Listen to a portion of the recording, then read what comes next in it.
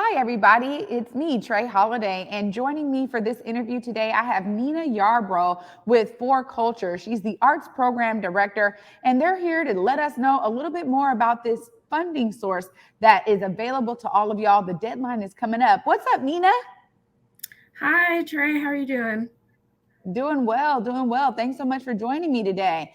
I know we've talked to you guys a little bit before, and just really getting the information out here to the community about some of the opportunities you guys have around funding. Nina, tell us about what you do in particular for culture. Sure. So I am about a month and 20 days into my new role as the arts program director. And basically, I get the honor of just working with some really cool people in the arts department. And we basically serve lots of different arts organizations and cultural organizations throughout King County, including individuals. And that includes lots of different funding opportunities, different programs that enable people to just participate and share their artwork with the folks of King County. Awesome. And, 4Culture is such a staple here in Seattle and throughout King County. Love the work that you guys do. And these funding sources, I mean, as we got to speak with Chieko, we got a great deal of information to give out there to the community. But let's be refreshed a little bit in this interview here. Nina, tell us a little bit more about these funding sources that are available through 4Culture right now. Sure. So 4Culture has teamed up with the Seattle Office of Arts and Culture to offer arts and cultural organizations. There are 3 grant opportunities through 1 application. And so organizations that have received funding through 4Culture and organizations who are new to 4Culture have the opportunity to go through this 1 application process that will be viewed between, again, the City of Seattle Office of Arts and Culture and 4Culture. And so the funds are 4Culture sustained support, which is kind of our regular general operating support that we give out to organizations throughout King County. And then there are the federal recovery funds, right? So we're still in a pandemic. It's still like, it's a panini press. And so a lot of cities and counties were infused with a lot of great federal dollars. And so Office of Arts and Culture and 4Culture have teamed up so that we can basically just have one way to start vetting folks and getting the money out into the community and out into folks' hands. Yeah, it's so important right now. I mean, every time that I'm able to sit down and have an interview with anybody from the arts community, the ideas of how specifically the arts community was hit was like a trifold almost, right? Because you had venues that were closed. I mean, you had to get creative in terms of keeping artistry alive. A lot of folks that are, also artists do the gig economy. So whether it was restaurants closing, so then their main source of financial support was shut down. There was a wide variety of ways that I think the artist community has been hit and has had to suffer through this pandemic with all of us. And so I love that 4Culture is being that explicit about these funds to be sure that, hey, we remove the barriers so people can apply easily. How has it been for you in this first month and 20 days to understand some of the breadth of the community that 4Culture has around it? Sure, thanks. And it's a reminder that King County is huge. So prior to coming to 4Culture, I worked for the Central District Forum for Arts and Ideas, which is located in the Langston Hughes building in the Central District.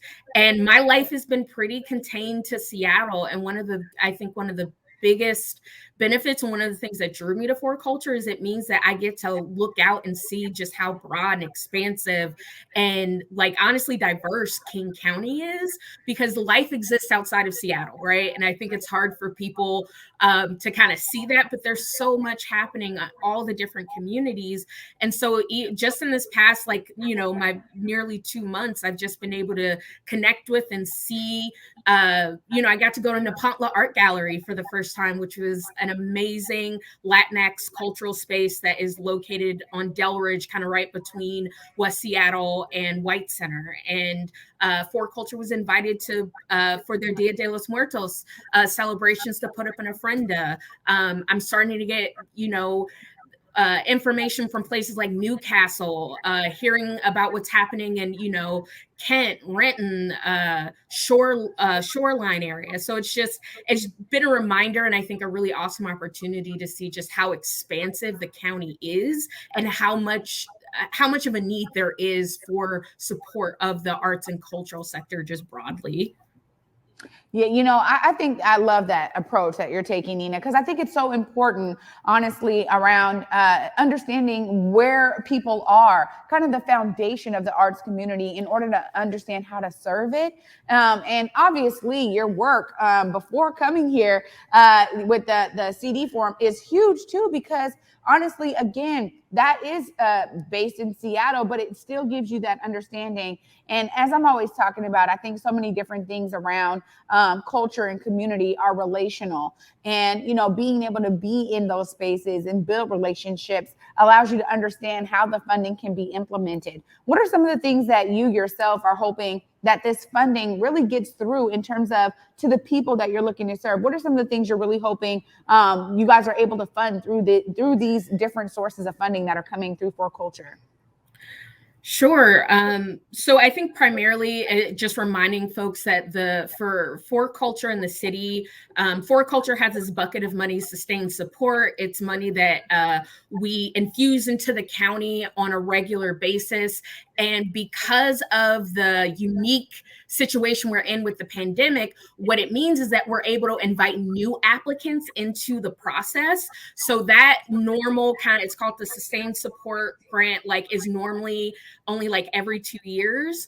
And because of everything that's happening, we're able to invite new people who maybe have never been funded by 4Culture. There's an opportunity for folks who maybe they didn't have enough operating years to be around in order to fund, but now that they've reached that particular limit, they're able to actually get into the funding pool. And with the federal funds, again, this is the grants are for organizations who've suffered losses due to the pandemic, and so it again allows us an opportunity to support folks who have been deeply impacted, which is why I think it's really important to be able to connect with you guys at Converge, because you're in community and you can help us spread the word. Because oftentimes folks that are in Black and Brown communities, we either don't hear about the opportunities, or we don't feel like, oh, can I apply? Is it worth it? And we just want folks to apply. The application is due November 5th. And again, it's one application. You'll be considered for three grants, which is unheard of. And I used to do fundraising, so I'm just I know what it's like to have to fill out all the different applications. So just one application, and you're going to be considered for funding between both the city of Seattle and 4Culture, which has a broad county reach. So we want to encourage people to apply so that we can make sure folks are taken care of. Yeah, and I think it's great what you're talking about there in terms of being able to open it up to new organizations and maybe some groups that you guys are not familiar with already as part of that funding source. I think that's key. And I know I remember Chieko saying, look, we are breaking down all of the barriers to entry in terms of applying for these funds. And I think that's another kudos to you guys over there, because you guys said, look, we're going to do one application for 3 funding sources. We're making it super easy. Chieko was like, look, call me, email me. I want to help make sure that you have access to this application. What are some of the ways that folks can say, look, I'm starting from the beginning. I need to make a phone call. I'm harder. The online stuff is hard for me. What are some of the ways that you guys are opening it up so people can apply for this fund? Sure. So the great things that 4Culture holds workshops for any of the grant opportunities that come up. So if we've had 2 workshops already, and that because the funding is going to be going across all the different areas of, 4Culture doesn't just focus on arts, right? You met Chieko, who's over heritage, and there's also preservation. And so these workshops are geared towards so many different types of folks that are in the cultural sector. So yes, it's going to be for arts organizations. It's also if you are a historic society, if you are, an organization that maybe you're a little history museum out in Enumclaw or something.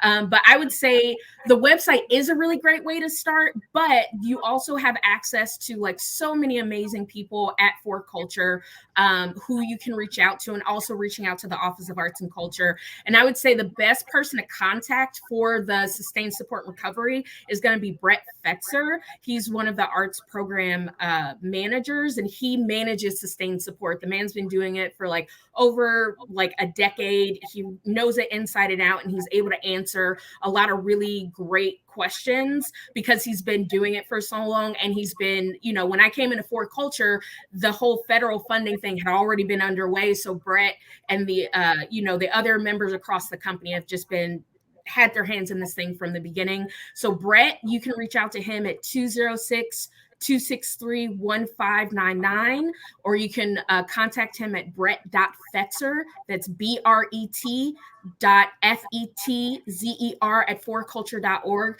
And all of the contact information is on the website, including my own contact information. But we also pre-recorded the last workshop as well. So if you are unable to attend workshops or you just don't have the time, if you go to the website and you click on the Sustained Support and Recovery Fund link, you can find things around like translation services, information on whether or not you're eligible, and also you can find links to the support information around the recorded workshops and see any dates for upcoming workshops. Oh my gosh, Nina, you guys are making it so easy and accessible for folks. I just appreciate you guys breaking down those barriers. We understand, again, as you were talking about earlier, if you're really being specific to ensure that Black and Brown communities and communities of global majority are participating in this application process and really getting the funds necessary to keep their cultural institutions and operations and programs alive, you guys have made it very easy for folks to participate. So thank you so much for bringing your energy right here to Converge so that we can help spread the word. Really excited that these funds are available and going to be hitting our communities. I know that they're going to be funding some amazing, amazing work. And that to me is like the end of the day, that's the outcome that I know 4Culture is looking to see. Because as you just said, you know, you're not just on it for the 4Culture staff side, but just as a community member, you want to get out there and experience all of these amazing projects. So Nina, thank you so much for bringing yourself to the table and making sure that we are here to help amplify this message. Thank you so much. I appreciate it, and all the work that you guys are doing to just stay in touch with the community through these times. Like, you're doing dope work, so thank you. Absolutely. Well, you guys heard it right there from Nina herself. Clearly, this application date is creeping upon us. November 5th is the deadline. You guys can go over to 4Culture, learn more. She gave a large list of opportunities and ways for you guys to get engaged in this process, to be informed, and to apply. If you guys know of anybody out there who is doing cultural, heritage, historical, arts-based type of work, make sure they know about this funding source, this one application for 3 different funds. It makes it super easy. And we over here at Converge, we're ready to see some of the work that y'all are doing. So please utilize this as what it's intended for. And that's to allow your cultural projects and institutions to thrive. Thanks so much for watching, guys.